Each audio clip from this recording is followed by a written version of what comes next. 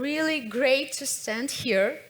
I want to say thank you that you woke up and come to this first speech. As I said, my name is Mariana Bandrovska. I'm from Ukrainian outsourcing IT company, and now I'll be talking about my experience and experience of my company, how we are doing business and how it is going on in general. I'm really happy to stand here in front of you and have this chance to tell my and our story, how we are working during the wartime as IT company, and actually what superpowers we have been getting for the last 20 months. My entire experience in IT, it's all in outsourcing.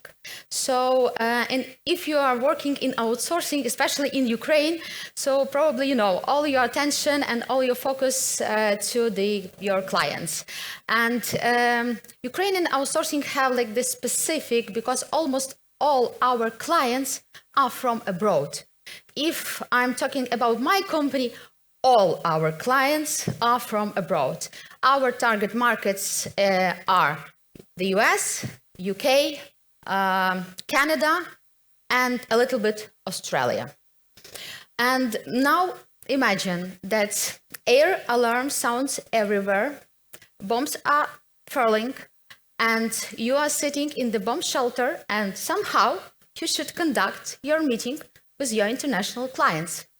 And does it sound as a good customer experience? And does it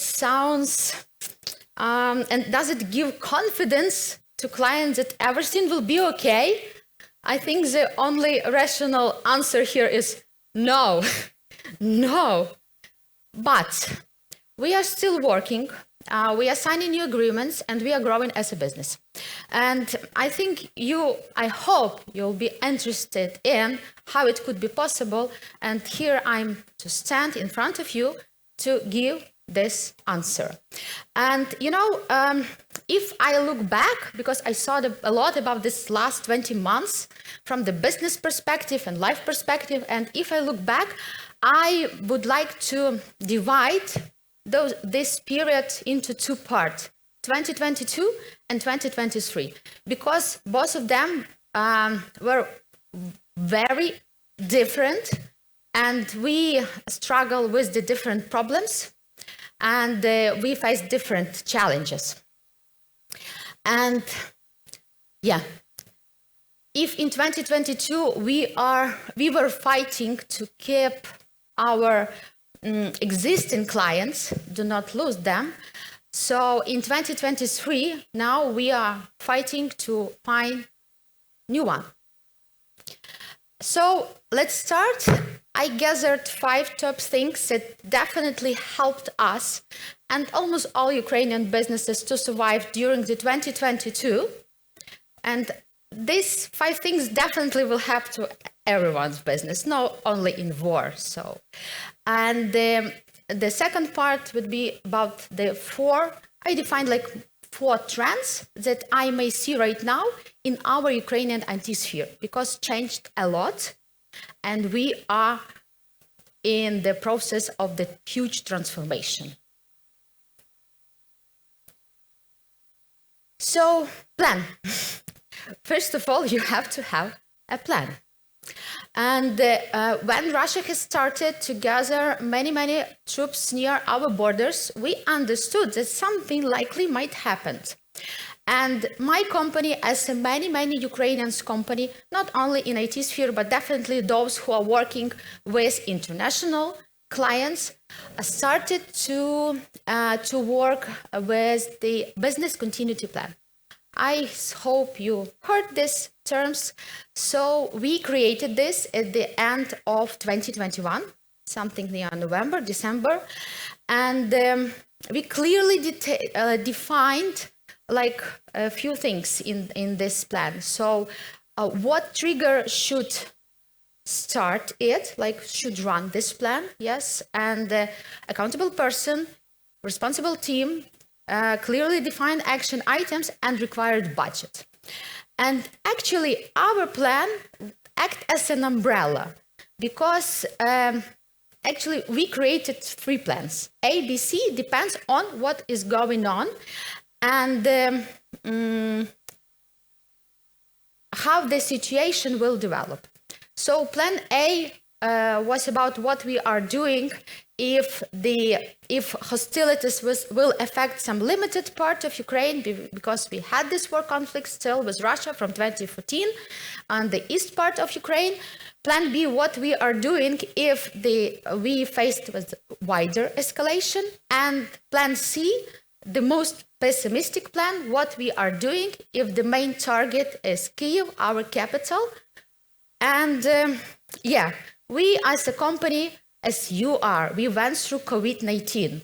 Lots of our colleagues were working and are still working from home, from different parts, as I told about my company, from the different part of Ukraine. And we are a huge country, we have a big territory.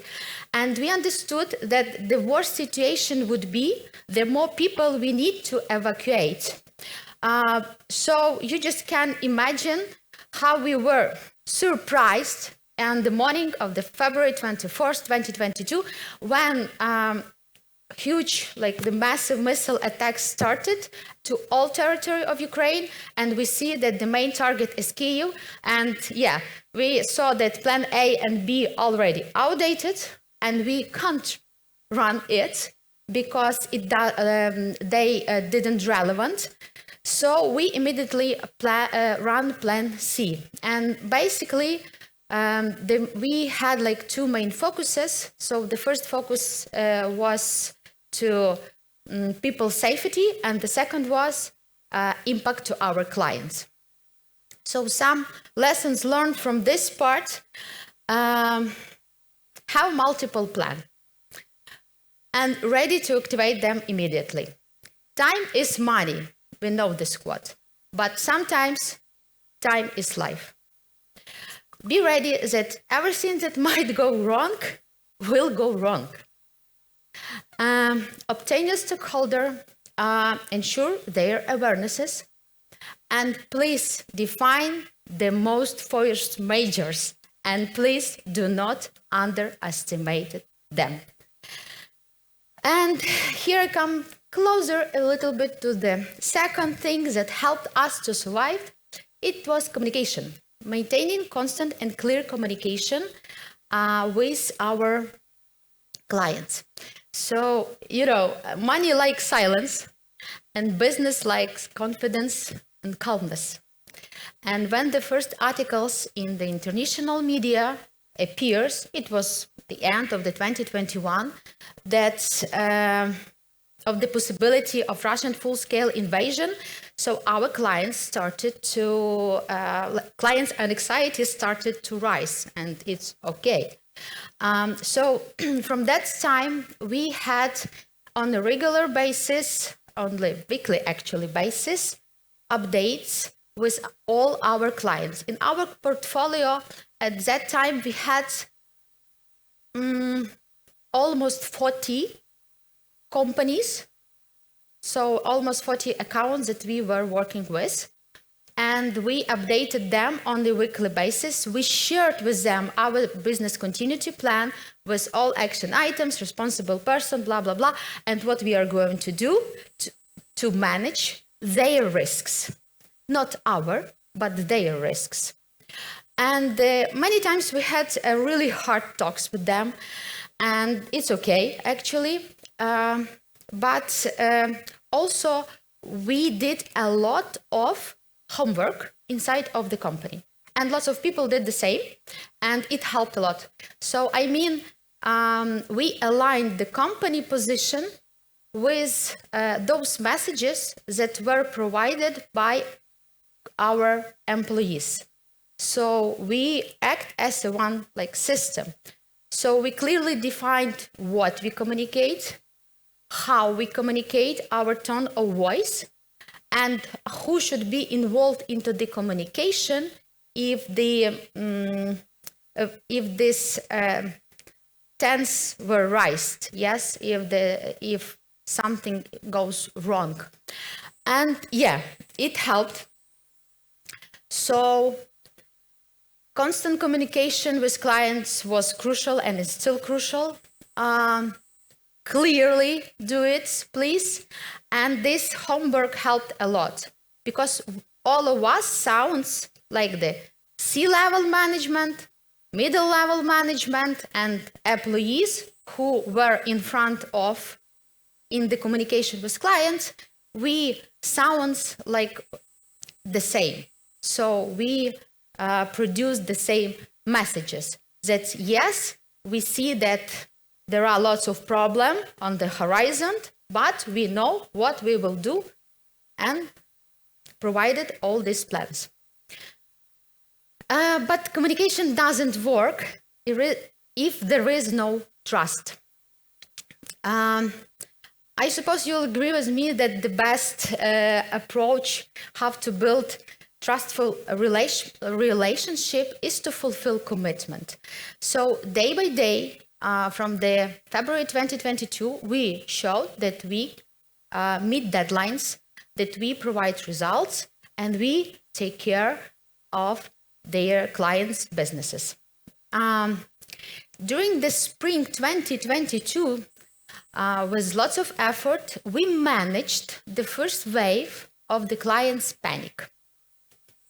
So we didn't lose any of clients, and it was a really great victory for us.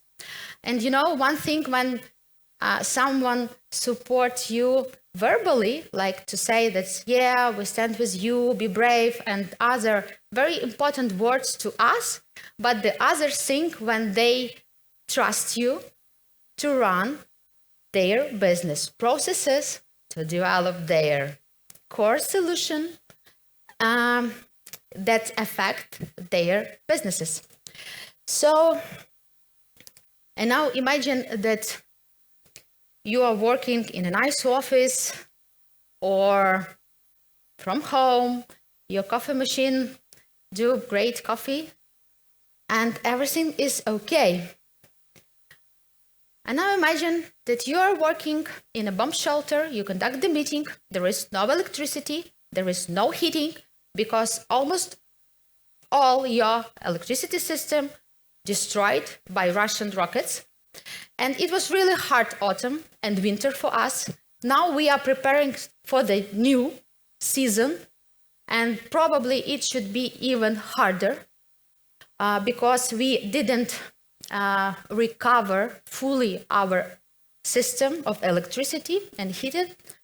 And you know, the only thing that our client asked us that, how are you going to work without electricity and internet connection?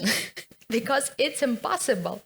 And we answered, no worries. We bought lots of gasoline generators and probably all Starlinks in the world. Yeah, it's mine, on the top of my roof of my house. So, lessons learned from this tough situation. Be creative. And there is most likely a way of any situation. Establish trustworthy partnership, not just relationship and simple communication. Ensure that all commitments are fulfilled, and buy Starlink. Joke. Superhero team. So find your people and they will fight with you no matter what. I'm a head of business analysis department. I'm leader for the business analyst team in my company. I had and I still have one-on-one meetings with each my team member on a weekly basis. Also, every 2 weeks we had sync-ups where we getting together and discuss all our problems, issues, victories, and it's like the psychotherapy session. Sometimes we are crying, sometimes we are laughing, and it's okay. And also I paid lots of attention to their emotional state and carefully encourage them to take some day off, sick leave, to have some rest because we had lots of sleepless nights in the bomb shelters. And what I see that a tailored search of the candidate, it's a crucial thing. When I start a recruitment process, some position is opening and we need to staff someone to this, and I conduct the technical interview and I have this final decision who should join our team. So all my recruitment department, they hate me. They really hate me because they know that it will not be an easy journey. It will not be a piece of cake to work with me, because our candidates should match in its three layers. From one side, candidates should be okay and match with the company culture. From a second side, match to the project needs, because we are working to the specific projects with different needs, clients, time zones, location, and other stuff. And also, candidates should align with our business analyst team inner mood. And from February 2022, I'm really confident that I have a brilliant team. We are still all get together. No one was fired. No one quit. So we are still working together, and we increase our team, I think, more than 15% during that time. Yeah, and the recommendation. Please do not treat we spend time to our recruitment process, to the hiring process. You invest your time. And they invest your time and attention into it. It will help a lot in the future. Share news and updates with the team and be open with them, because it really helps to build these open relationships. And also, as a manager, listen to your colleagues, understand their perspective, because it guarantees to you that you probably will build transparent relationship. Embracing change mode on. So changes are probably the most stable thing in our world right now. And I know how development team hates any change requests. And actually we have this resistance to any changes, but the sooner we accept that changes are happening, the better it will be for all of us. We are living in agile world. We are working in agile conditions, and changes are okay. And now, after all these horrible events that we passed and currently are passing through, when you do not know whether you will wake up in the next morning after another missile attacks to your city, we perceive the changes more philosophically. And we learn how to adapt it, and probably it's our new superpower. So, acknowledge that change is a constant presence in our world. Identify which changes are within your control and which are not, and just perceive it. And cultivate adaptability as a skill to navigate change effectively. So overall, if look back and check business indicators, 2022 was really successful for us, and almost for all Ukrainian IT outsourcing company. Currently, I'm talking about the outsource, because Ukrainian products, tech products, are feeling great right now. But our business quite inert, so it means that if you get good result for this year, it means that your sales department did a great job the previous year.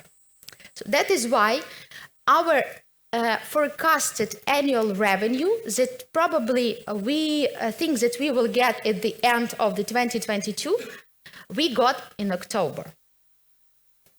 So yeah, but the year of 2022 was over, but the war is not. And we faced with another challenges.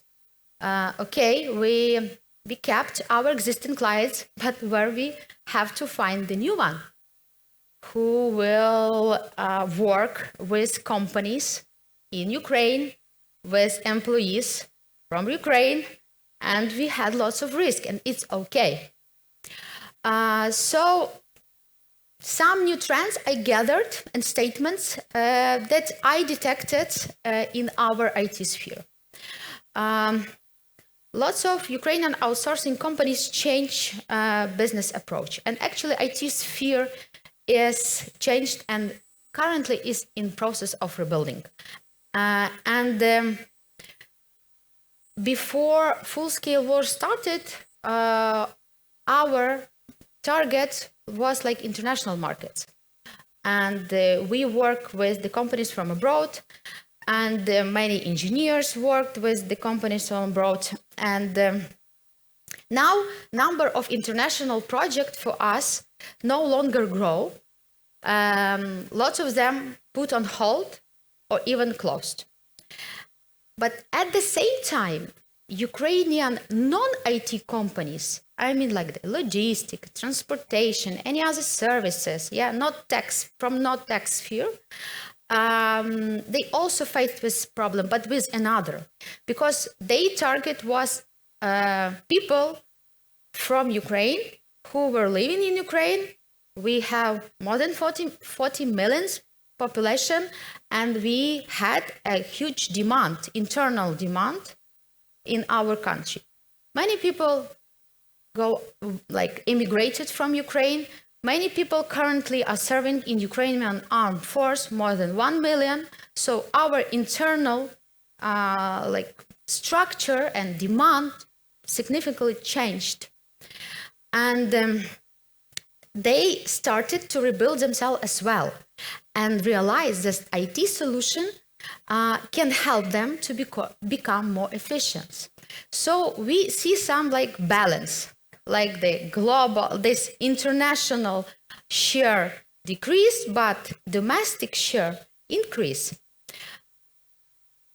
And the first trend, what I see right now, if I'm talking about the Ukrainian IT outsourcing and not only IT sphere, is the go from local to global. Many of us actually started expansion to the international market, to other countries. We had lots of sales offices in different countries where our target audience and where our target clients are. For example, we have had and still have in the US, UK, Canada, but we didn't have development center. And the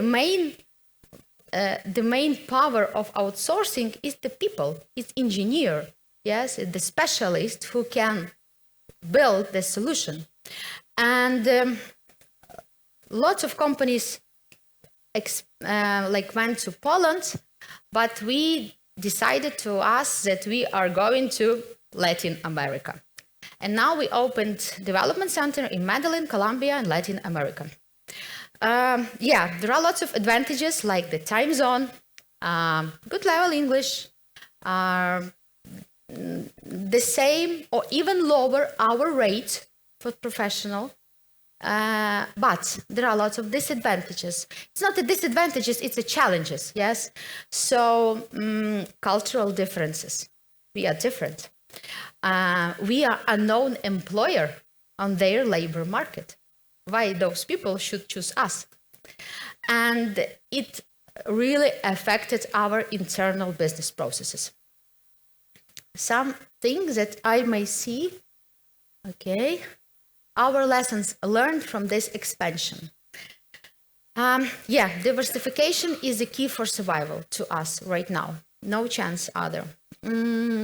Corporate culture is our DNA, and if you have it and it's strong, your scaling up won't be so painful. Cultural culture is a DNA, but internal business processes, it's like the skeleton to be strong enough to move forward. So in this 2023, I think we entered like in new era with Olympic motto, faster, higher, stronger, together. Now in Ukraine, we are telling that we are in a perfect storm. From one side, we have war as internal factor. From the second side, we have recession on our main target market in the US. And from the third side, we have AI as a technology disruption factor. And there is no chance to sit on the, on the coast of the, sea or ocean and waiting that everything should be somehow okay and will become better. No. So just sit and wait. It's not the option to us.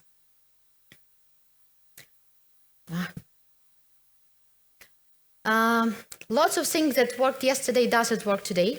And as I can tell about my company, for example, all our leads, all our new clients went from sales department, from their part of work. It was like inbound channel.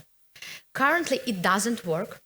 So we are, as quick as possible, we are investing lots of money into the marketing and trying to build effective inbound channel. It takes much more time than just a simple sales. And currently, I see on our labor market the highest demand for marketers as I ever seen before. So like the most popular vacancies in IT, it's marketers for now. And we are going from outstaff to the project development, provide software development services with more complexity, with more added value, just to win the competition with other vendors who are not from Ukraine. But this perfect storm gave us lots of opportunities, and it's really great. As I said, the share of domestic IT market is growing. Non-IT businesses are digitized, finally. They rebuild internal processes and they are automating everything they can because we definitely have a problem with the people on the labor market. We have a deficit of the people. So we should automate our business processes. Also, those companies enter to international markets, like Nova Pošta is the post service, great service, and now they are great in their expansion to the whole Europe. For 2024, they declare that they will go to the Asia market, so it's great. But all of them understood that the IT solutions in the core of their businesses. And only in these solutions, they have a chance to go to another market and be successful there. And now businesses are ready to invest into own in-house IT department. They're ready to organize IT department in their hierarchical structure, staff engineers, and develop this, create this solution for themselves by own employees. And it's great because lots of engineers from outsourcing companies currently without job right now in Ukraine.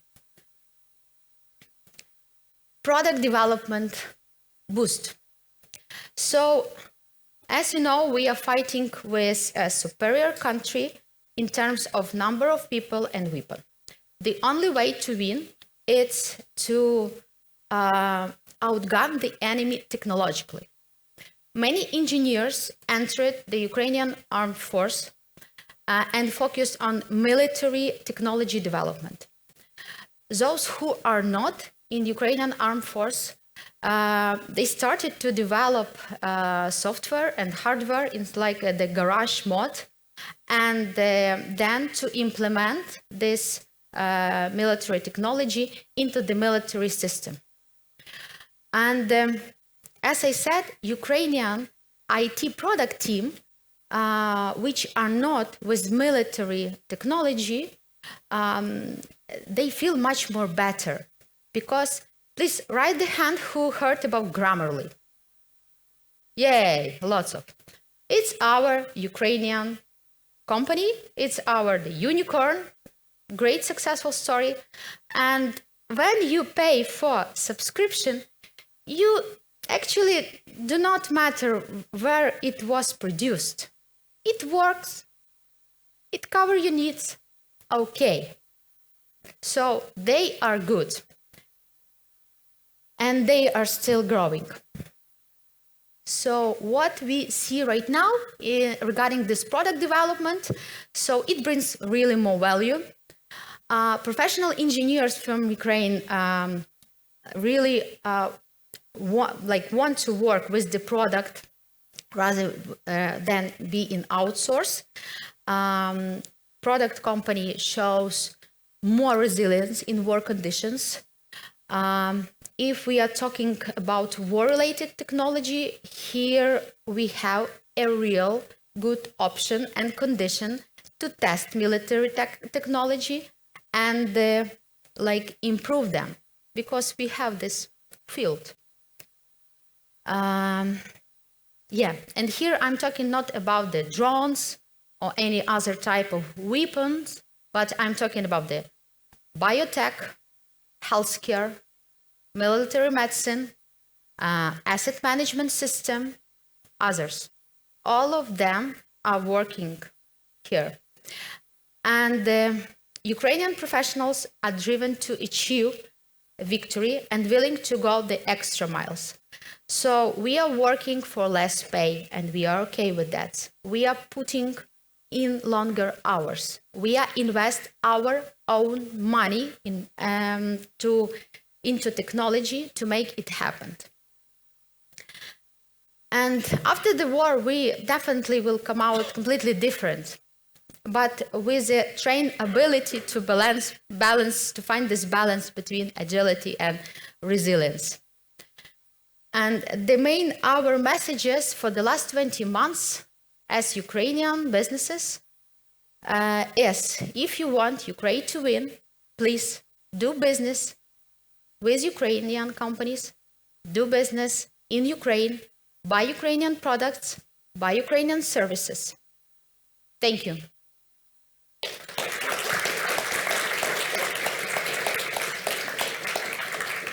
Here is my LinkedIn. Please join to my network. I'll be happy to answer for all your questions. I don't know, anything you need. Thanks. Okay. So do we have any questions?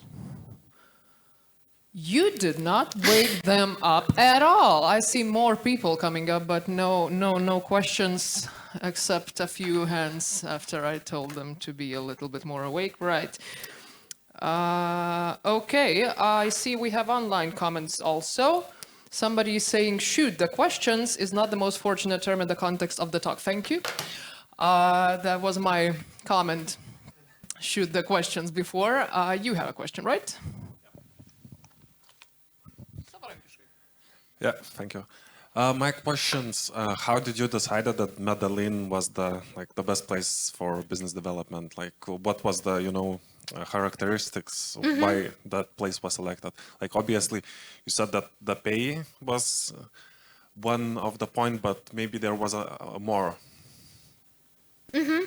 Thank you for the question. Yeah, actually, it's like the new trend for our Ukrainian outsourcing sphere. So we started to look to the Latin America